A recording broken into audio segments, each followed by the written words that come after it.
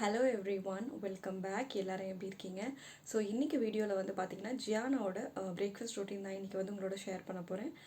So இப்போ தான் ஜெயினை வந்து ஸ்கூல்லேருந்து விட்டுட்டு வந்தேன். ஜியானா வந்து தூங்கிட்டு இருக்கா. ஸோ ஒரு ½ கழிச்சு தான் ஏஞ்சிப்பா. இப்போ டைம் வந்து 9 ஆகுது, 9:30 அப்படி தான் எழும்பிச்சிருவா. ஸோ அவளை வந்து அவளுக்கு பிரேக்ஃபாஸ்ட் இன்றைக்கி என்ன கொடுக்க போகிறேன் அப்படின்றத தான் உங்களோட ஷேர் பண்ண போகிறேன். ஸோ எல்லாருக்குமே ரொம்ப தெரிஞ்ச ராகி porridge தான்.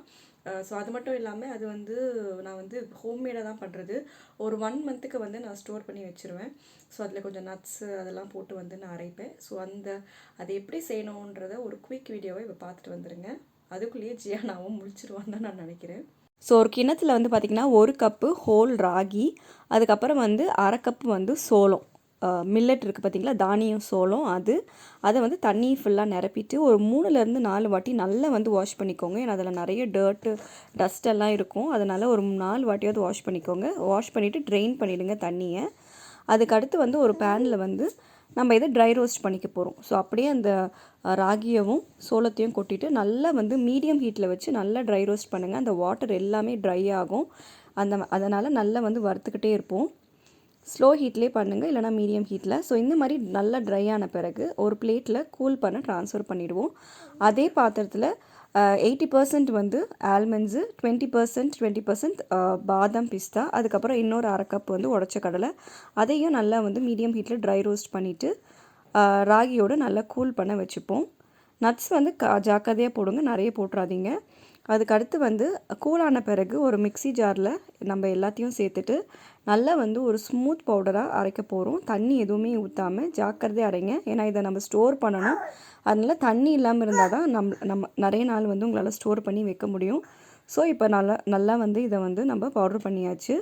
அடுத்து வந்து இதை நல்லா லைட்டாக சீவ் பண்ண போகிறோம். அதனால் ஒரு ஃபில்டரில் பார்த்திங்கன்னா ஒரு வடிகட்டுறது இதில் சில்வராக எடுத்துக்கோங்க, நல்லது. அதில் வந்து ஒரு பிளேட் கீழே வச்சு நல்லா வந்து இப்படி டஸ்ட் பண்ணிக்கிட்டிங்கன்னா கீழே வந்து அந்த லம்ப்ஸ் மாதிரி ஏதாவது உங்களுக்கு வந்து தங்காது. கஞ்சியில் உங்களுக்கு சாப்பிடும்போது ஆக்வர்டாக இருக்காது.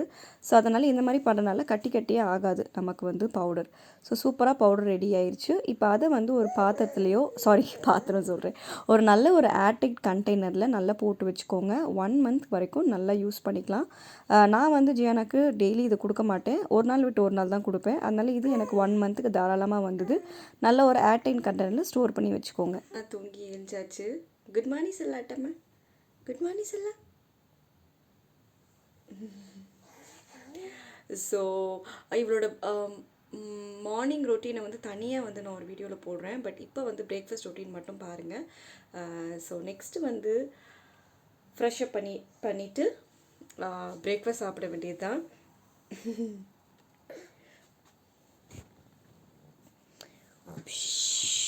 ஸோ நான் கஞ்சி செய்கிற டைம் வந்து பார்த்திங்கன்னா ஜியானாவை இப்படி ஸ்ட்ரோலரில் நான் உட்கார வச்சுருவேன். கஞ்சி வந்து ரெடி பண்ண போனேன். ஃபஸ்ட்டு ஒரு சின்ன கிண்ணமாக இப்படி எடுத்துக்கோங்க. ஸோ அதில் வந்து பார்த்திங்கன்னா நான் ரெகுலர் கவ் மில்க் தான் யூஸ் பண்ணுறேன் இன்றைக்கி. இது வந்து கொஞ்சம் ரொம்ப திக்கு கிடையாது, திக்குக்கு அடுத்தது இது. ஸோ ரொம்ப திக் மில்க்குனால் கொஞ்சம் வாட்டர் ஆட் பண்ணிக்கோங்க. ஏன்னா அப்போ தான் வந்து குட்டீஸ்க்கு வந்து சீக்கிரம் என்னென்னா டைஜஸ்ட் ஆகாது. ஸோ கொஞ்சமாக மில்க் சேர்த்துக்கிறேன், ஒரு 1/4 இது வர மாதிரி. ஸோ மில்க் லைட்டாக வந்து பார்த்திங்கன்னா வார்ம் ஆகட்டும். இது வந்து பார்த்திங்கன்னா செமி ஸ்கிம்டு மில்க். ஸோ ரொம்ப ஃபேட் இருக்காது, கம்மியாக தான் இருக்கும். ஸோ கொஞ்சம் மில்க் வார்ம் ஆன பிறகு அதில் நம்ம ஃப்ரெஷ்ஷாக அரைச்சி வச்சுருந்த இந்த மாவு, அது வந்து ஒரு 1½ டேபிள் ஸ்பூன் போட்டுக்கிறேன். சேர்த்துட்டு உடனே நல்லா மிக்ஸ் பண்ணிவிடுங்க, லம்ப்ஸ் இல்லாமல். மீடியம் ஹீட்லேயே பண்ணணும். அப்போ தான் பார்த்திங்கன்னா ராகியும் நல்லா வேகும். அது மட்டும் இல்லாமல் உங்களுக்கு உடனே வந்து கட்டி ஆகாது. அங்கங்கே உங்களுக்கு வந்து குண்டு குண்டாக ராகி சங்க்ஸ் வந்து இருக்காது. ஸோ இதை பார்த்திங்கன்னா மீடியம் ஹீட்லேயே வச்சு கைவிடாமல் நம்ம வந்து நல்லா மிக்ஸ் பண்ணிக்கிட்டே இருக்கணும். ஸோ நான் வந்து இந்த குட்டி கிண்ணத்தில் தான் எப்போவுமே செய்வேன். அப்போ தான் அந்த அளவு வந்து தெரியும். பெரிய கிண்ணம் வச்சிங்கன்னா அளவு தெரியாது, நிறைய செஞ்சுருவோம், வேஸ்ட் ஆகிடும். ஸோ அதனால் வந்து இந்த மாதிரி குட்டி கிண்ணத்தில் செய்தால் நல்லது. இது வந்து பேபிஸ்க்கு 9 மந்த்ஸ் 10 மந்த்ஸ் பேபிஸ்க்கு தான் கொடுக்கணும்னு கிடையாது. இது வந்து பெரிய பிள்ளைங்களுக்கும் கொடுக்கலாம், ரொம்ப வந்து ஹெல்த்தியும் கூட. கைவிடாமல் கிண்டுகிட்டே இருங்க. நான் வந்து இன்றைக்கி வந்து கவ் மில்க் யூஸ் பண்ணியிருக்கேன். ஆனால் வந்து நீங்கள் ஃபார்முலா மில்க் யூஸ் பண்ணாலும் யூஸ் பண்ணிக்கலாம்.